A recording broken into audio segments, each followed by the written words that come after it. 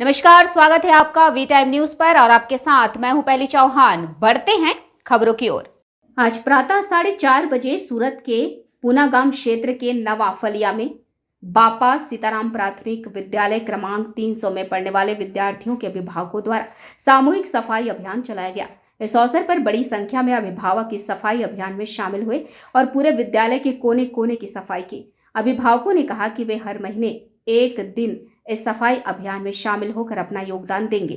આજના અભિયાનની જો વાત કરું તો જ્યારે વાલી સંમેલનમાં વાલી મીટિંગ વખતે એક પ્રસ્તાવ રજૂ કરવામાં આવ્યો કે આપણે સૌ સાથે મળીને શું કરી શકીએ શાળા માટે। તો દરેક વાલીઓએ એક પ્રસ્તાવ એનો અભિપ્રાય આપ્યો કે આપણે સૌ સામૂહિક સફાઈ કરીએ।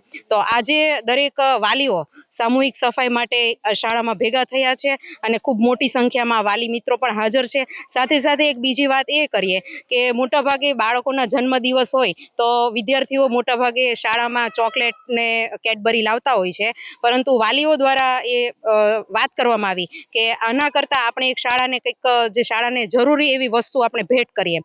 તો ઘણા બધા વિદ્યાર્થી મિત્રો શાળાને નળ દાનમાં આપ્યો છે કે જેથી કરીને જળ સંચય આપણે કરી શકીએ। આ અભિયાન એટલું આદર્શ છે કે સમગ્ર સુરતની અંદર આ મેસેજ જશે અને અહીંયાના વાલીઓને હું અભિનંદન આપું છું, અહીંયાની જાહેર જનતાને અભિનંદન આપું છું કે બાપા સીતારામ શાળા નંબર 300 ની અંદર કે આજે આ પ્રયત્ન થયો છે કે વાલીઓએ એવું કહ્યું કે સુરત નંબર 1 ઉપર હોય સ્વચ્છતાની અંદર તો આપણી શાળા કેમ ના હોય, ને શાળાને એ લોકો ઘર ગણે છે। એટલે શાળાની અંદર જે ફેસિલિટીઓની જરૂરિયાત હોય એ લોકો મદદ કરવા માટે હંમેશા તૈયાર હોય। સરકાર તો ખૂબ આપે છે, છતાં પણ એવું કે સામેથી કે ભાઈ અમે પણ આમાં પ્રયત્ન કરીએ, અમારો સહયોગ આપીએ। તો આજે એવું નક્કી કર્યું કે અઠવાડિયાની અંદર એકવાર આ શાળાની અંદર આવી અને શાળાના દરેક રૂમથી માંડીને એનું ગ્રાઉન્ડ સુધી બધું જ અમે સ્વચ્છ કરશું અને સહયોગ આપીને સ્વચ્છ સુરતની અંદર અમારો સહયોગ મળે એવી આપની કલ્પના છે। આ નળની અંદર એવું છે કે શાળાની અંદર બંને શાળાની અંદર મળીને લગભગ 3500 થી વધારે વિદ્યાર્થીઓ છે।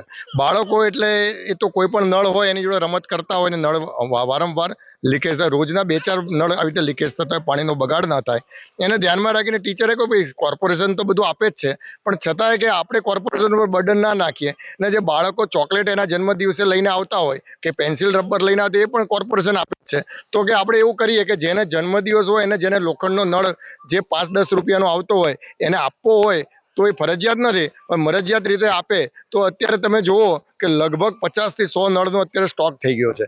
એટલે કહેવાનો મતલબ કે શાળાની અંદર કોઈ પણ ભૌતિક સુખોની અંદર પણ આજુબાજુના લોકો એકદમ જાગૃત છે અને શાળાને પોતાનું ઘર મંદિર માને છે। वी टाइम न्यूज के लिए सूरत से अंकित दुबे की रिपोर्ट।